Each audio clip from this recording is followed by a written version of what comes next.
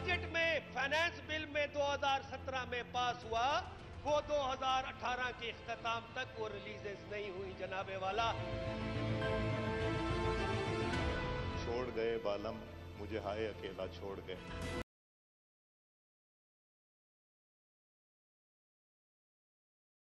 अस्सलाम वालेकुम नाज़रीन, आप देख रहे हैं न्यूज़ टॉक यशफीन जमाल के साथ। नाज़रीन, आज के दिन एक नया पेंडोरास बॉक्स खुल गया और उसका सेहरा पाकिस्तान मुस्लिम लीग नवाज के एक अहम रहनुमा के सर जाता है। साबिक वज़ीर कानून पंजाब राना मशहूद ने एक बहुत बड़ा दावा किया। वो कहते हैं कि मामलात हमारे जो हैं एस्टैब्लिशमेंट के साथ वो कुछ ठीक हो गए हैं, तय पा गए हैं और अगले 2-2.5 माह के अंदर हम दोबारा हुकूमत बना सकते हैं। एक ऐसा क्लेम किया उन्होंने, एक ऐसा दावा किया उन्होंने कि बहुत से लोग दंग रह गए ये पढ़कर कि उन्होंने कहा क्या है। ये सुनकर जब वो इंटरव्यू, एक शॉर्ट क्लिप है वो अभी हम आपके साथ शेयर भी करेंगे कि किस तरीके से उन्होंने ये बात की है। ये किसी आम रहनुमा ने कहा होता, किसी आम पॉलिटिशियन ने कहा होता तो बात शायद इतनी अहमियत इख्तियार ना करती, लेकिन एक साबिक वजीर कानून इतने बड़े सूबे के जब ये बात कहते हैं तो फिर जहन में ये बात जरूर आती है कि इस बात को कहने के सब पीछे उनके पास कोई ना कोई ऐसा सबूत, ऐसी दलील होगी जिससे वो बैक कर सकते हैं अपने इस क्लेम को अगर जरूरत पड़ती है और उनसे क्वेश्चन किया जाता है, जो कि तर्जुमान पाकिस्तान मुस्लिम लीग नवाज मरीम औरंगजेब साहिबा ने कहा भी है कि उनसे पूछा जाएगा कि उन्होंने किस बुनियाद पर ये बात की है। तो आई एम श्योर कि उनके पास कोई ना कोई ऐसा एविडेंस, कोई ना कोई ऐसी दलील है कि वो अपनी इस बात को साबित कर सकते हैं अगर जरूरत पड़े। हुकूमत बनाने की जहां तक बात है वो तो कोई ऐसी अनहोनी बात नहीं है।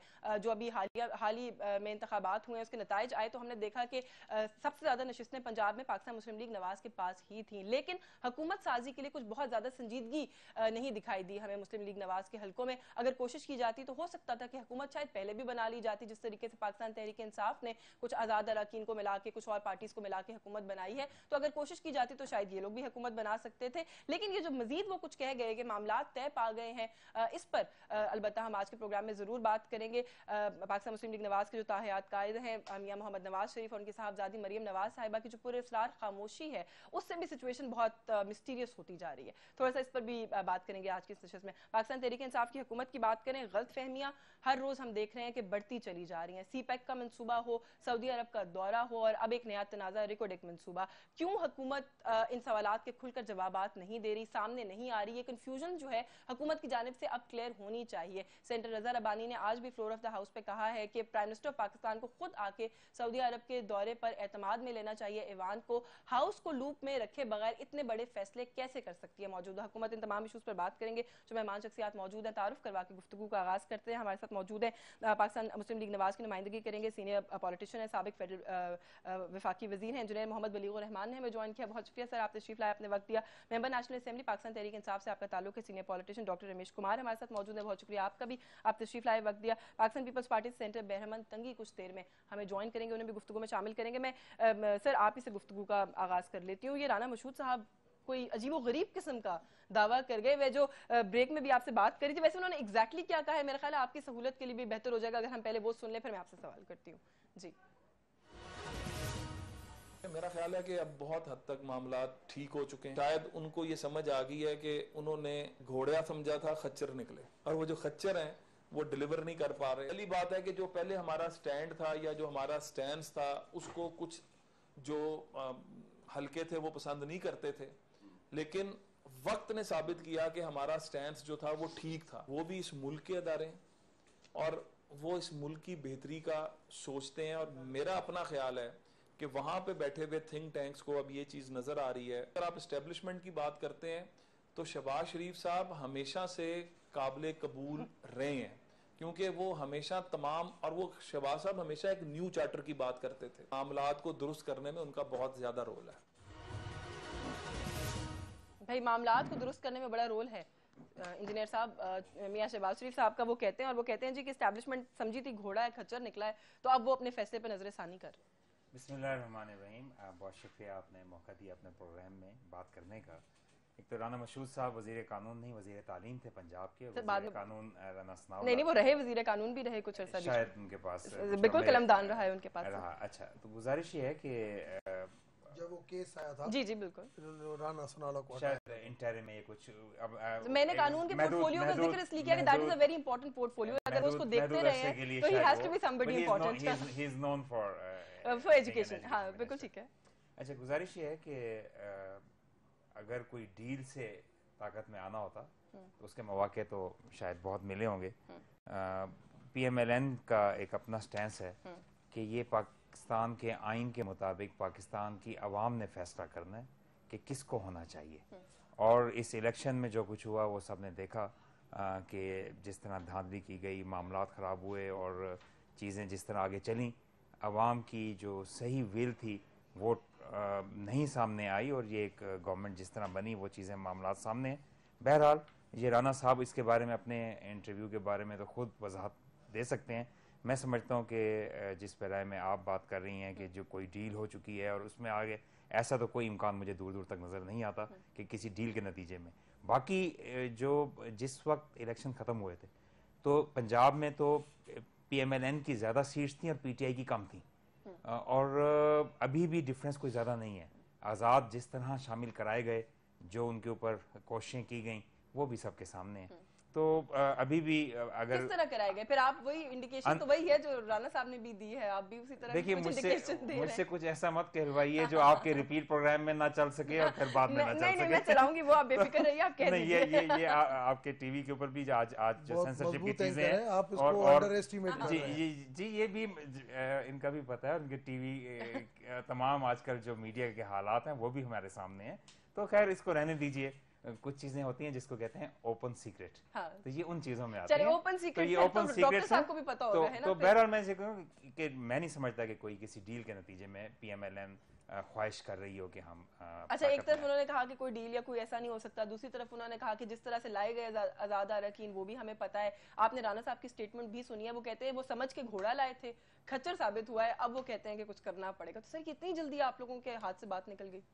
मुझे तो ये आज तजुब लग रहा है कि राना मशहूद की स्टेटमेंट को आज मीडिया इतनी डिस्कस क्यों कर रही है। सर ये तो देखिए मैंने इब्तिदाइये में कह दिया, इतने इंपॉर्टेंट कलमदान रहे उनके पास, इंपॉर्टेंट कलमदान रहे, उसने ऐसे ही काफी दिनों से वो मीडिया के ऊपर जो वो जाहिर नहीं हो रहा था, तो इस वजह से वो बड़े सीनियर लीडर है पार्टी के, मियां शहबाज की सारी कैंपेन कराची में उन्होंने चलाई, आप उनको हल्का लेते हैं। मैं समझता हूँ कि ऐसी बात करना, और कभी की कहते हैं एस्टेब्लिशमेंट के ऊपर जोर लगाते हैं, कभी कहते हैं कि पैसा चला और आज़ाद उम्मीदवारों को आप कम से कम एक स्टैंड तो लेना।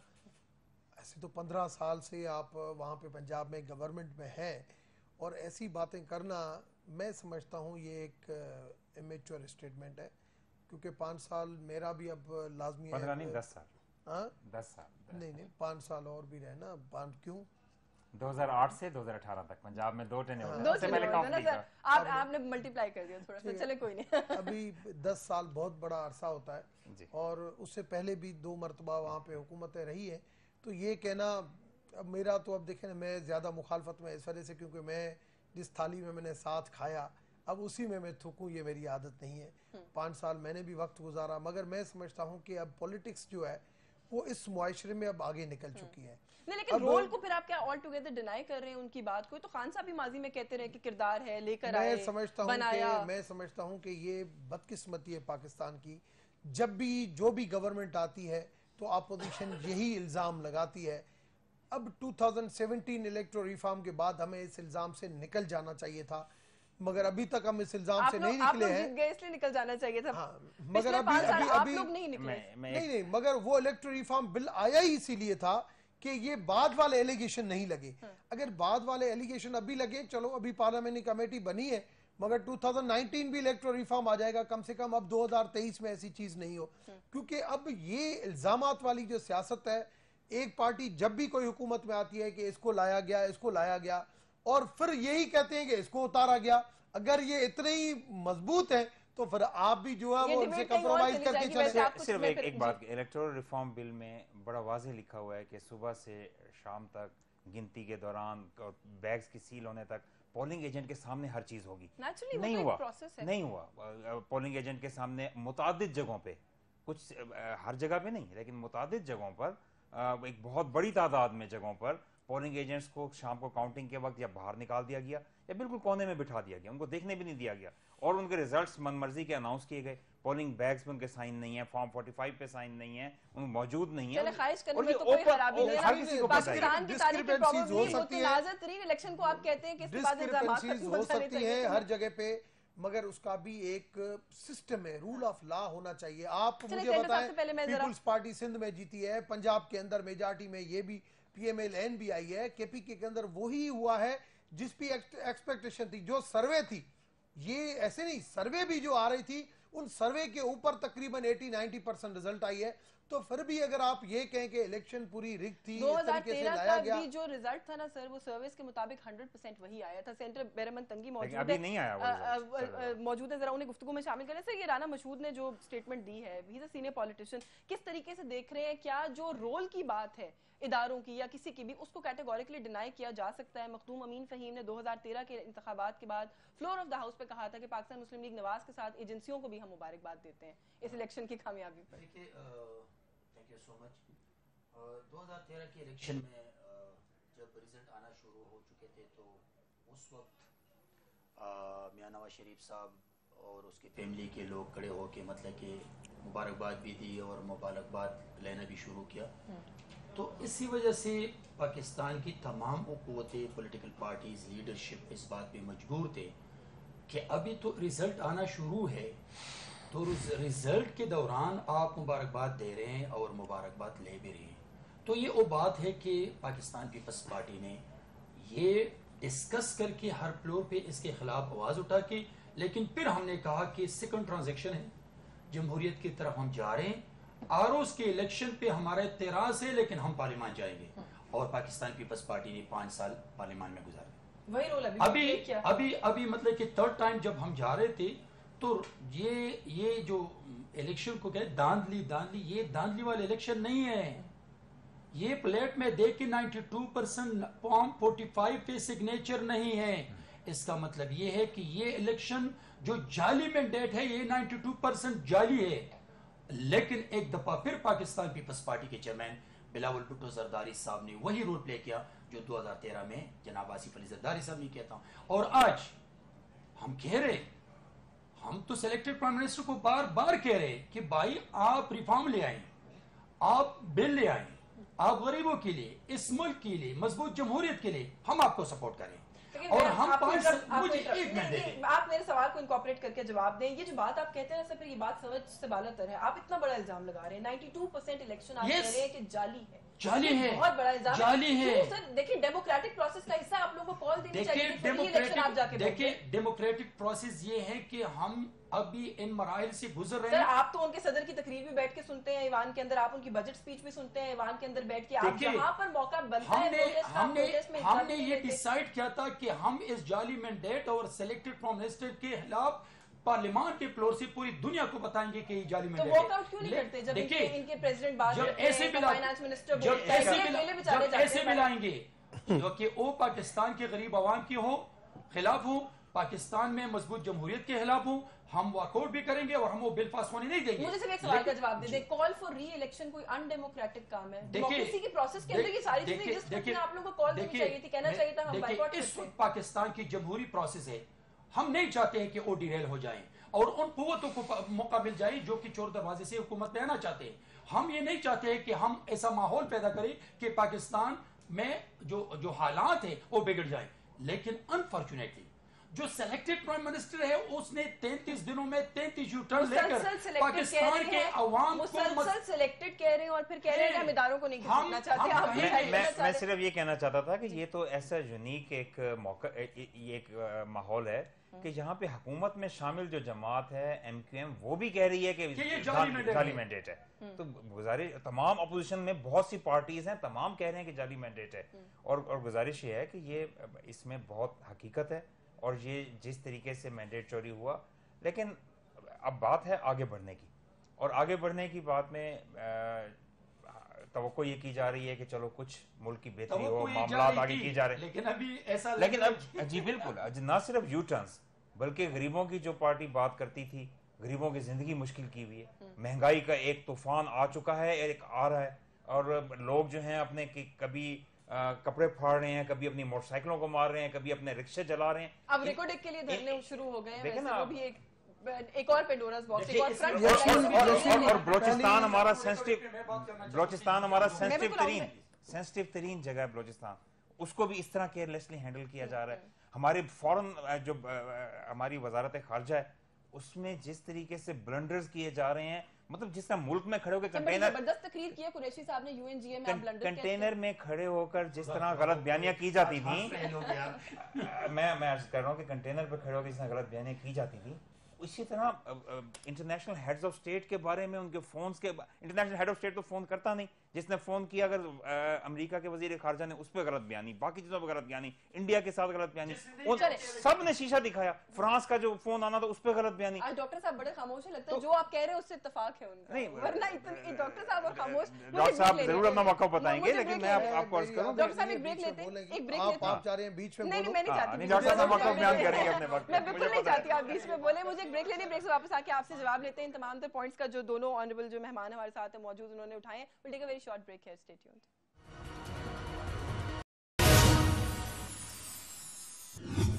जी वेलकम बैक नाज़रीन। ब्रेक पे जाने से पहले आपने कहा कि मेरी आदत नहीं है कि मैं बीच में बोलूं। बात यह है कि आज अवाम जाग चुकी है, अवेयरनेस है, मीडिया के थ्रू है, पॉलिटिशियन ने एक दूसरे की जो बातें करते करते अवाम ने खुद उसके ऊपर रिसर्च किए कि हम कहाँ खड़े हैं। हर जगह पे पता चल गया है। आज PIA का जो केस आपके सामने आया, जो रिपोर्ट आई कि 72 अरब रुपये था, उसके ऊपर अपना माइनस में वो था 2008 में, मगर 2017 में वो 360 अरब रुपए के ऊपर पहुंचा। हुकूमत वो है जो 72 अरब से वो उसको जीरो के ऊपर लेके जाती। अगर उस इदारे में नुकसानात थे तो उसकी फिजिबिलिटी बनाती। मगर आपका अगर घर आज अगर 1 लाख रुपए में नहीं चल रहा है तो आप अपने लिए फिजिबिलिटी के आप कोशिश करेंगे मैं छोटे बड़े से छोटे में चली जाऊं या मैं उसके ऊपर काम करूं। इंटरप्ट करूं माजूद के साथ, मगर देखिए इस वक्त पता है प्रॉब्लम क्या है, आप लोगों को इस सारी सिचुएशन का पता था और आप हमें दावे पता के साथ आए थे कि आप इस सबको बदल के नया पाकिस्तान। बिल्कुल, अब आ जाए उस चीज के पाकिस्तान की ऊपर। बात मुझे कल टीवी चैनल के ऊपर 8 बजे प्रोग्राम में डिस्कस हुआ कि सही आपने, मैंने कहा अगर बजट जो बनती है, मुझे 17 साल इस पार्लियामेंट के अंदर हो गए, हमें बजट बनती है 3 महीने बजट के ऊपर काम होता है। मुझे बताओ कि 15 दिन के अंदर जो बजट मिनी बजट पेश की गई, अगर काम किया हुआ नहीं होता तो क्या 15 दिन में पॉसिबल था वो देना? दूसरी चीज ये बजट PTI की नहीं आई है, आपने इनका बजट रिटेन किया सिवाय कुछ चीजें, मगर फिर भी रिव्यू होती है। जब आदमी अपनी रेस्पॉन्सिबिलिटी अपने कंधों के ऊपर लेता है तो रिव्यू करता है। दूसरी चीज ये कि ये बजट PTI की बजट नहीं है, ये बजट पाकिस्तान की बजट है। और इस बजट को शहबाज शरीफ साहब ने जब बात की कि पाकिस्तान की इकोनॉमी जहां पे खड़ी है, हम एक मुआशी इमरजेंसी के तौर पर मिलकर काम करें, हमने कहा कि हम इसको वेलकम करते हैं। जब उसकी स्पीच आई और जब उन्होंने टैक्स के हवाले से, उन्होंने ये भी कहा कि मैसेज उमर को पढ़ा लिखा इंसान समझता था, इस तरह की महंगाई और ये मामला करेंगे तब के ऊपर रट के बैठी है तो मुझे भी नहीं, अब आप उनकी तकरीर का हवाला देंगे मुझे मैं देखे ना, वो ऐसी बातें होती हैं मगर लिमिट के अंदर।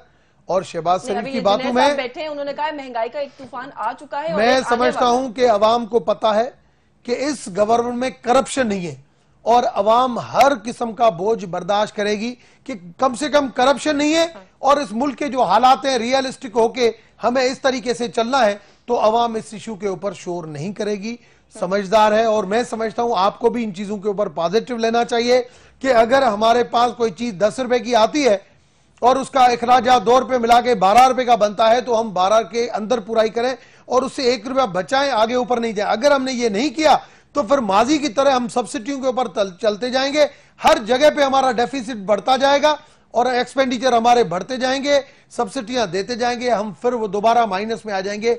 हमें अभी पॉजिटिव में जाना पड़ेगा। उसके लिए हर इदारे को, उसके लिए आपके पास भी वही फॉर्मूला है जो पिछली हुकूमतों के पास था कि अवाम नहीं, से निचोड़ इनके पास डिफरेंट फार्मूला है। मैं उसके मैं फार्मूला पहले बताऊं। पहले से पूछ रहे, पहली चीज ये कि हमें एक्सपेंडिचर कम करना पड़ेगा, हमें रेवेन्यू एक्सपेंड बढ़ाना पड़ेगा। रेवेन्यू बढ़ाने का वही तरीका इनडायरेक्ट टैक्स लगाएं। नहीं, आप इनडायरेक्ट टैक्स नहीं, आप मैं आपको बताऊं इस वक्त इस वक्त नॉन फाइलर के ऊपर क्या, इस वक्त टैक्स के ऊपर जो FBR का काम चल रहा है, जो माजी में 1 लाख का टारगेट था कि 1 साल के अंदर हमें टैक्स नेट के अंदर ज्यादा बंदों को लेके आना है, इस साल उससे ज्यादा का काम चल रहा है। और मैं समझता हूं कि ब्यूरोक्रेसी ने हमें साथ दिया जो इस वक्त प्राइम मिनिस्टर की विल नजर आती है।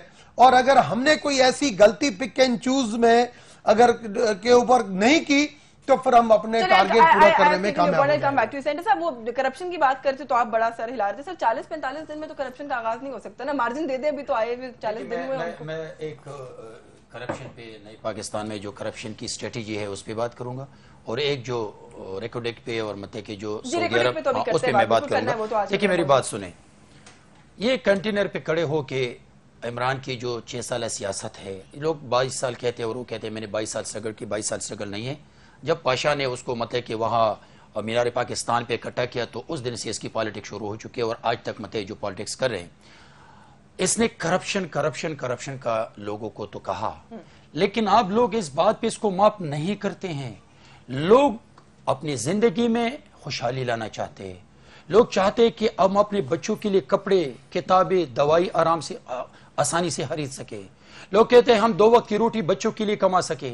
अभी वो चाहते हैं, वो कहते हैं कि हमें गवर्नर हाउस का दरवाजा मत खोले, हमें रोजगार के दरवाजे खोल के दे। वो ये कहते हैं कि हमें केपीके में मॉडल बना सुने, मैं आपको बता रहा हूं, सिर्फ मैं रिक्वेस्ट करता हूं कि मेरी और मेरे भाई की, जिसकी 17 साल एक्सपीरियंस है, और ये इससे बड़ी एक्सपीरियंस ये है कि मुख्तलिफ हुकूमतों में मुख्तलिफ पार्टियों के साथ इसकी एक्सपीरियंस रही है, तो मैं समझता हूं कि केपी पे मेरे और इसके एक प्रोग्राम करे।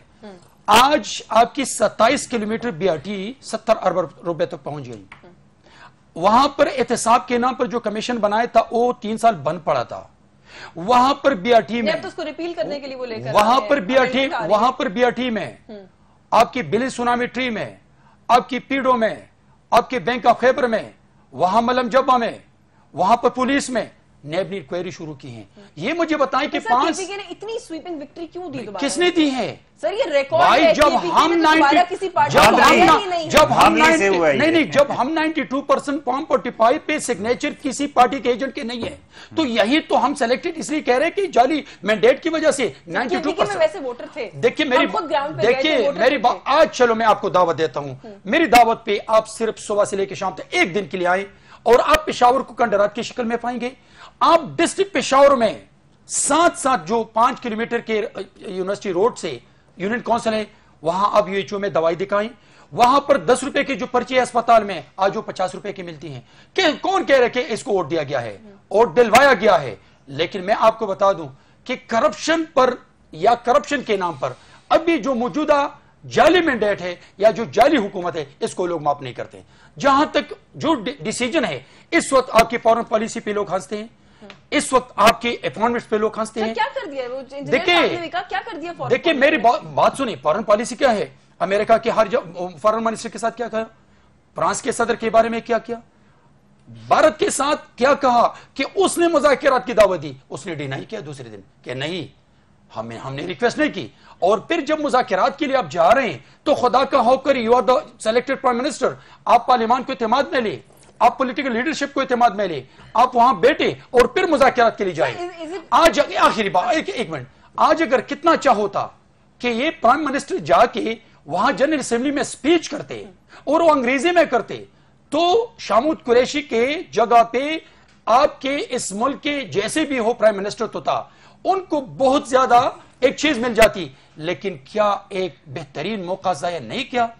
तो पाकिस्तान की आज ये हालत है कि बच्चों की तरह, पिकनिक की तरह वो जनरल असेंबली में जाके स्पीच करते। सर नवाज शरीफ जो है अंग्रेजी में तकरीर करते थे, सुने, तो आप कहते थे बात उर्दू नहीं, में।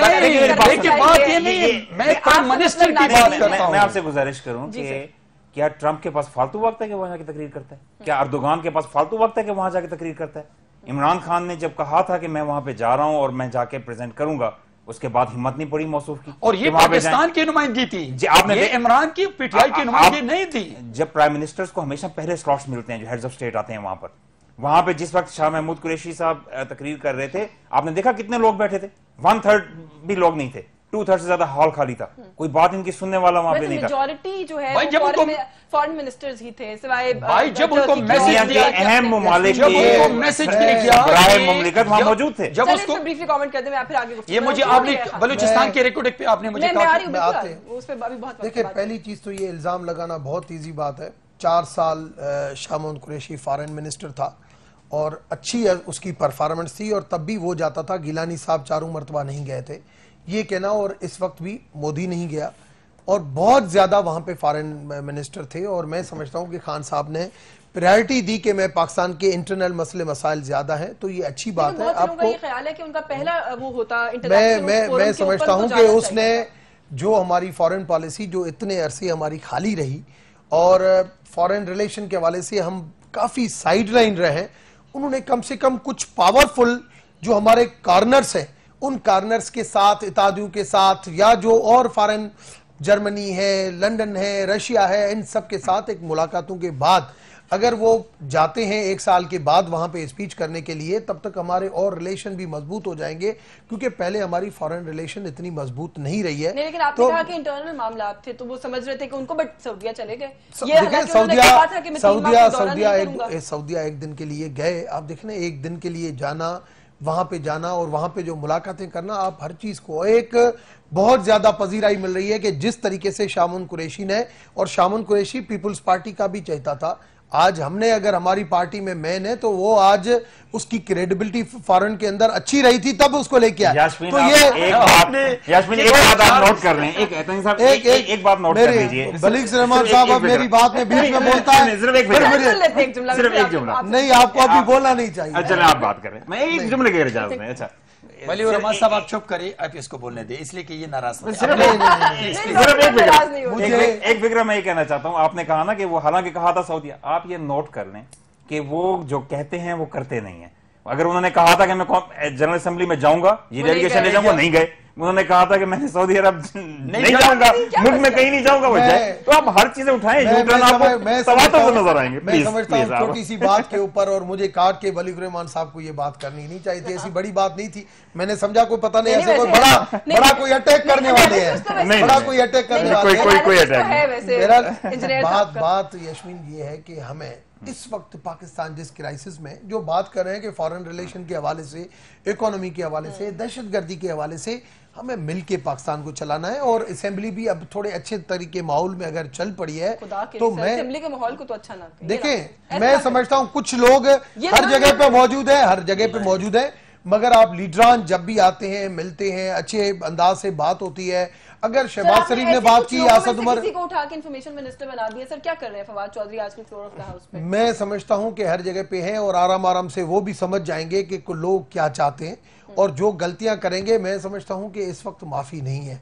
और बिल्कुल सही कहा कि नए पाकिस्तान के नारे के ऊपर लोगों की एक्सपेक्टेशन हमसे ज्यादा है, और हमें, हमारे पास गलती की कोई गुंजाइश नहीं है। हमें कम से कम राइट डायरेक्शन में जाना चाहिए। हाँ, ये बिल्कुल सही है कि 6 महीने के अंदर कोई सारी चीजें सही नहीं हो जाएंगी, मगर डायरेक्शन जो सेट होगा वही हमारी मकबूलियत को आगे लेके जाएगा। अभी लोकल बॉडीज भी आ रही हैं, अभी बाई इलेक्शन भी आ रही हैं, ये भी हमारे लिए बहुत बड़े चैलेंज है कि हमारी जो परफॉर्मेंस है वो किस तरफ जा रही है। ये सारी चीजें हमारी, इन सारी चीजों के ऊपर डिपेंड करती है। हमें हमारी एक एक चीज के ऊपर नजर है, मगर एक बहुत बड़ी जो ऑनेस्टी है वो एक जो ना मैं समझता हूं क्रेडिट है उस गवर्नमेंट को कि करप्शन की बात नहीं है। जो बात उन्होंने की, आज एक मैं सीएसपी ऑफिसर से मिला, एक काम से गया तो उनसे मेरी मुलाकात हुई, वो पंजाब में सर्व करता था, केपीके का था। मैंने ऐसे ही उसे पूछा, मैंने कहा सर पंजाब में तो बहुत अच्छा काम हुआ है, शहबाज शरीफ ने काम दिखाया, ये दिखाया। यार मैंने शहबाज साहब के साथ काम किया, बिल्कुल शहबाज साहब ने काम किया है, और मगर लोगों को वो काम नजर आता है, शहबाज साहब ने बिल्कुल काम किया है, मगर केपीके के अंदर जिस तरीके से काम हुआ है, हमारी कौम, हम पढ़े लिखे लोग भी बहुत ज्यादा सेटिस्फाई थे। हमारी कोशिश थी कि हम केपीके के अंदर वो मैंडेट दें। लाहौर जाए ना तो काम नजर आता है, ये पेशावर का काम, मगर वो सीएसपी ऑफिसर था, ट्विटर पे ढूंढना पड़ता है, सीएसपी ऑफिसर था। आपको प्रोग्राम के बाद में आपको उसका नाम भी बता दूंगा। रूहानियत नजर रखने वालों को नजर आता है, हर किसी को नजर नहीं आता। ये आम बंदे की बस की बात, आम बंदे की बस में ये रूहानी काम है। ब्रेक ले लें। नहीं, सेठ साहब ने तो बोलना है वो उनका ताल्लुक केपीके से है। वो तो कुमार साहब ने कहा कि वहाँ लाहौर में शहबाज शरीफ ने काम किया, और ये अच्छा है कि इसने अप्रिशिएट किया अपनी पार्टी को, और केपी में उससे ज्यादा हुआ। एक यूनिवर्सिटी बनी है, एक अस्पताल बना है, एक कॉलेज उसने बना दी। वो कहते हैं पुराने अस्पतालों को सिस्टम ठीक कर। भाई मैं पुराने अस्पताल की बात करता हूँ कि 10 रुपए से 150 रुपए पे पर्ची बना दी गरीब यूनिवर्सिटियों के फंड काटे जा रहे हैं। और आज जो इमरजेंसी में जो दवाई मिलती थी, आज जो दवाई और वो इंजेक्शन और सिरिंज नहीं है। आप सिरिंज भी दुकान से लेंगे, लेकिन मैं आपको बता दूं, जब आपका हॉस्पिटल नहीं है, आपने नहीं बनाई, जब आपने यूनिवर्सिटी नहीं बनाई, जब आपने कॉलेज नहीं बनाई, तो आप रिवॉल्यूशन किस चीज को कहते हैं? और जो आप मुझे एक प्रोजेक्ट 5 साल में बताएं, एक प्रोजेक्ट जो पीटीआई की हुकूमत ने करके पूरी की। 356 डैम का वादा, पूरी सूबे को हम बिजली देंगे और इससे फिर पूरे पाकिस्तान को बिजली देंगे। अभी तक 356 डैम का पता नहीं है, और टोटल अगर बन भी गई है तो 35 मेगावाट बिजली बनती बना रहे हैं ना सर। लेकिन आप बन गए। मैं बात खत्म करूं? आप पहले आप खत्म करके फिर हमें देखिए, अभी मैं आपको बता रहा हूं, मैं एक दफा फिर रिक्वेस्ट करता हूं कि केपी से ताल्लुक लेने वाले कोई भी मिनिस्टर, एमएनए, सेनेटर यहां बुलाएं। मैं उनको चैलेंज करता हूं, यहां प्रोग्राम रखते हैं, और मैं सेन को, ये केपी को, अगर अवाम को बताना चाहते विद प्रूफ कि किसने कहां पे कितना काम किया किसने है, कितना काम किया और किसने कितना करप्शन किया है। आज एहतसाब कमीशन को बंद करने जा रहे, आप 84 करोड़ रुपए खर्च होने के बाद उनका पता ही नहीं चलता। आवाज ना करें, बड़ा टफ कंपटीशन हो जाएगा ये, कोई पता नहीं कौन जीतेगा दोनों में। देखिए, अवाम को कम से कम अवाम के लिए, अवाम के लिए, जी मैं अवाम के लिए बात करता हूं कि तुम्हारे 5, चलो एक जाली मैंडेट तो हासिल किया ना इनारों पे, हर सूबे में जाके स्टेज पे खड़े होके बिलियन सुनामी ट्री में 1 अरब 28 करोड़, मेरे डिस्ट्रिक्ट चारसदा में 7। वो डिस्कशन कहीं और चल जाएगी, मैं इंजीनियर साहब को भी शामिल कर लूं, लेकिन अगर केपी के ने मैंडेट दिया तो वो आपको कबूल नहीं है, तो नहीं, मैंडेट कैसे किसी भी जगह पर इसको मैंडेट नहीं दिया गया है। मैं टॉपिक थोड़ा स्विच करना चाहती हूं जी। आज मैंने बिलावल भुट्टो जरदारी साहब से मिला, राजा परवेज अशरफ था। मैंने कहा सर, फवाद आपको कहता है, ठीक है ना, उसका लैंग्वेज गलत है, मुझे ये बताएं कि प्राइम मिनिस्टर है राजा परवेज अशरफ, प्रोविंशियल मिनिस्टर है कायम अली शाह साहब, एनर्जी मिनिस्टर है मुराद अली शाह साहब, यूसीजी का कोल का प्रोजेक्ट लगता है 8 मेगावाट का थरपारकर के अंदर, फंड रिलीज हो गए, सब कुछ रिलीज हो गए, 4,500 मिलियन जो है वहां पे खर्चा हुआ, वो कोल प्रोजेक्ट तैयार हो गया, आज बिजली वहां पे रेडी है। आज चीफ मिनिस्टर सिंध कहता है ये फिजिबल ही नहीं है, इसको स्क्रैप कर दो। मैंने कहा मुझे बताएं कि इसका जिम्मेदार कौन है, वहां पे जो मुलाजिम बैठे हैं उसका जिम्मेदार कौन है, मुझे इसका बताएं कि ये अगर इस तरीके से पाकिस्तान के अवाम को लूटा गया तो राजा परवेज अशरफ नहीं कि वो फिजिबल है। मैंने कहा आपकी हुकूमत है सिंध के अंदर, वो सिंध की हुकूमत 23 दिन से वो मुलाजिम वहां पे बैठे हुए हैं हड़ताल के ऊपर। जब प्लानिंग कमीशन का एहसन इकबाल मिनिस्टर था तब मैंने ये बात की थी, तो एहसन इकबाल ने कहा यार ये तो इतना जो गलत प्रोजेक्ट है ये गलत बना है, और सिंध गवर्नमेंट खुद इसको कह रही है, मगर राजा परवेज अशरफ साहब ने उसके फंड सारे रिलीज करते गए। 3 साल नून लीग की हुकूमत भी मफाहमत के नाम के ऊपर पैसे रिलीज करती गई लास्ट ईयर। अब वो उसके ऊपर बड़ा स्कैंडल बनने वाला है कि 4,500 मिलियन रुपए बने, प्रोजेक्ट बन गया, मुलाजिम लग गए, अब वो कहां जा रहा है? सर ये वही बात है, तो सिंध वाले जवाब देंगे, लेकिन पूरे मुल्क में 10,000 मेगावाट से ज्यादा का इजाफा पीएमएलएन के 5 साल दौर में अल्हम्दुलिल्लाह ऐसी परफॉर्मेंस थी कि जिसकी मिसाल नहीं। वो तो खैर वो उन्होंने कहा है, कल मरियम औरंगजेब साहिबा ने भी कहा है कि 70% से ज्यादा मंसूबों पर नवाज शरीफ की मोहर है। मुझे एक ब्रेक लेनी है, ब्रेक से वापस आके थोड़ा सा रिकॉर्डिक का मामला और सऊदी अरब के दौरे पर क्यों एतमाद में ईवान को नहीं लिया, मैं आप ही से गुफ्तगू का आगाज करूंगी। एक ब्रेक ले लेते हैं, हमारे साथ रहिए।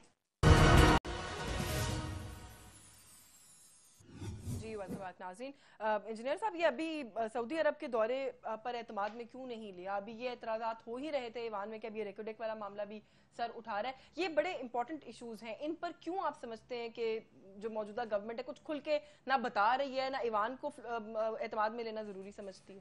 देखिए, पार्लियामेंट एक कलेक्टिव विजडम का सोर्स होती है, और उससे पार्लियामान में आप देखें तो हमेशा दोनों जो अतराफ होती हैं अपोजिशन की, वो बड़ी मुस्बत तजावीज़ भी लेकर आती हैं, और वहाँ पे एतमाद में लेने से मामलात हमेशा बेहतर होते हैं। तो बिल्कुल सही आपने फरमाया, लेकिन ये हुकूमत ना सिर्फ एतमाद में नहीं ले रही, बल्कि बहुत से इकदाम ऐसे कर रही है जो पहले कहा जा रहा था उसके बिल्कुल बरक्स चीज़ें होती नज़र आ रही हैं। अब आप ये नया बजट ही देख लीजिए, 2013 में पीएमएलएन ने पहला बजट आते ही 2 हफ्ते में पेश कर दिया था, और वो मुकम्मल बजट था। अभी तो ये इन्होंने उस बजट में कोई 10% तरामीम की हैं जो हम देकर गए थे, और ठीक है, इनका हक है, इनकी मेजॉरिटी है, लेकिन उन तरामीम करने में भी जो ये कहते रहे, असद उमर साहब शुरू से ही वाज टिप्ड ऑफ कि वो नए फाइनेंस मिनिस्टर बनेंगे, बागडोर संभालेंगे। उन्होंने अपनी तकरीरों में बार बार कहते रहे कि पेट्रोल में जनाब 26 रुपए कम हो जाना चाहिए, लीटर तक पहुंचाया है तकरीर में, चीनी जो है वो इतनी कम हो जानी चाहिए, में कि होना चाहिए, और यूं गलत हो जाना, ये यूं गलत है, ये यूं महंगाई है, यूं महंगाई है। अल्हम्दुलिल्लाह पाकिस्तान की तारीख की लोएस्ट इन्फ्लेशन तो हर मुल्क में होती है, पाकिस्तान की तारीख की लोएस्ट इन्फ्लेशन 2.86% पीएमएलएन के दौर में हुई। गैस प्राइसेस इन्फ्लेशन को हमने कंट्रोल किया, करते रहे, लेकिन इन्होंने जब अपना बजट दिया तो उन सब चीजों को महंगा किया, जिसके बारे में कहते थे कि हम सस्ता करेंगे। आप ये देखिए कि हमारी ये जो रेवेन्यू से टैक्स रिफॉर्म्स की डॉक्टर साहब बात फरमा रहे थे, तो टैक्स रिफॉर्म्स में पीएमएलएन की परफॉर्मेंस ये थी कि 1.8 ट्रिलियन 1800 अरब रुपए का रेवेन्यू था एफबीआर का 2012-13 में, और वो बढ़कर 5 सालों में तकरीबन 4000 अरब हुआ, मोर देन डबल्ड। हमारी जीडीपी ग्रोथ जब हम आए थे तो 3.कुछ% थी, वो बढ़ के 6% के करीब तकरीबन डबल हुई। तो आप एक पॉलिसी का रिकॉर्ड है, ठीक है, उनको एक साल चाहिए होगा, उसमें वो चीजें सामने आना शुरू हो जाएंगी। लेकिन आज जो आसार बता रहे हैं, आज एक अगर गरीब रिक्शे वाला अपने रिक्शे को आग लगा देता है और आज अगर तंग किया जा रहा है, जुर्माने बढ़ाए जा रहे हैं और ये कहा जा रहा है कि जी हम टैक्स देकर इस तरह बेहतरी करेंगे, साथ साथ पूरी दुनिया में पता है हर किसी को कि मुल्क की तरक्की का दारोमदार आपकी डेवलपमेंट बजट पे होता है। डेवलपमेंट को वो तो एजुकेशन पे कट लगा मैं एजुकेशन तक पे कट लगा दिया, आपका अपना शोभा रहा है। मैं आखिरी बात आपको ये मैं इसमें कर दूं कि करप्शन की बात की जा रही है, ये भी प्री पोल रिगिंग का हिस्सा था कि करप्शन के बारे में इतनी चीजें की जाएं। आप देखिए नवाज शरीफ को बताया गया, क्रिएट किया जैसा वक्त में वरना कोई करप्शन कोई साबित नहीं कहीं पे भी। रिकॉर्डिंग पे आप पहले कमेंट में फिर आखिर में डॉक्टर साहब से दोनों चीजों का जवाब ले लूंगी। आप रिकॉर्डिंग पे बात करना चाह रहे थे। अभी आपने कहा कि सऊदी अरब के विजिट पे पार्लियामान को एतमाद में नहीं लिया। देखिए कौन से वो नेशनल इश्यूज है कि वो पार्लियामान को एतमाद में लेने के मतलब कि समझते हैं। वहां पे जाके मतलब कराची में ऐलान किया कि भाई नेशनलिटी देना चाहिए, ये नेशनल इश्यूज है।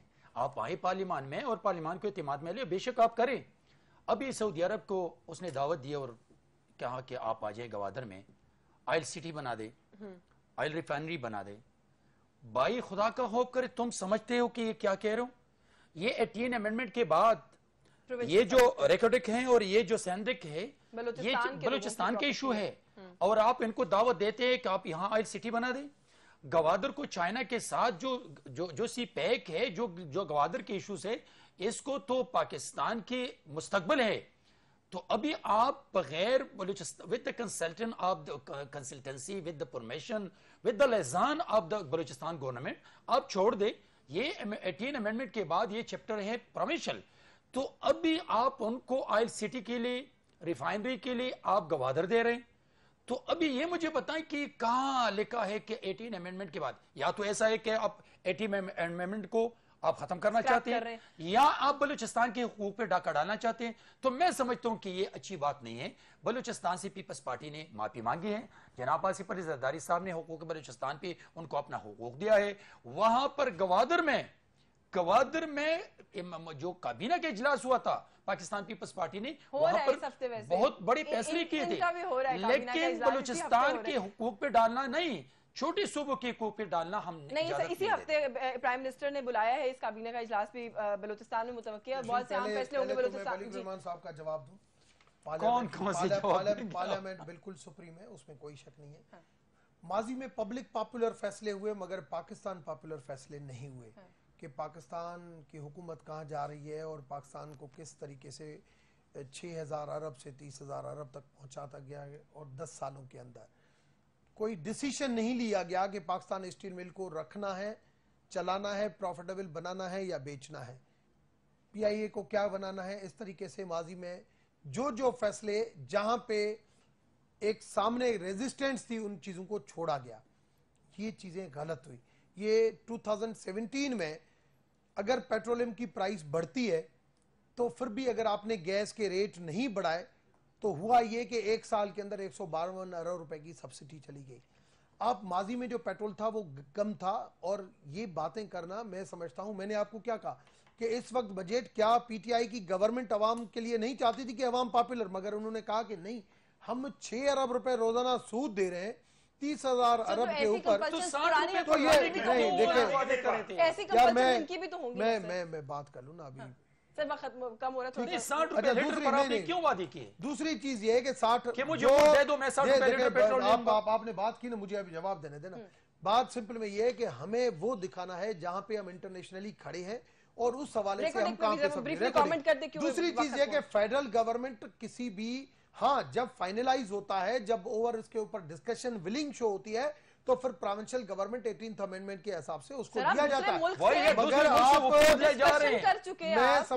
मैं समझता हूं कोई प्रपोजल अगर डिस्कस होता है, फेडरल गवर्नमेंट अगर करती है पॉजिटिवली जिसकी विल है कि हम यहाँ पे बलोचिस्तान के अंदर तरक्की के हवाले से की बात बलूचिस्तान की हुकूमत फॉरेन में आप हुकूमत कैसे के कर साथ सकते हैं? आपको अगर नेगेटिव लेंगे तो आप नेगेटिव भाई नेगेटिव नहीं है, कॉन्स्टिट्यूशनली आप नहीं कर सकते हैं। आपको कॉन्स्टिट्यूशनली जब तो फैसले कॉन्स्टिट्यूशनली होंगे आप तब कैसे कर सकते हैं जब 18 वो कह रहे फैसला नहीं किया, वो कह रहे भाई उनके साथ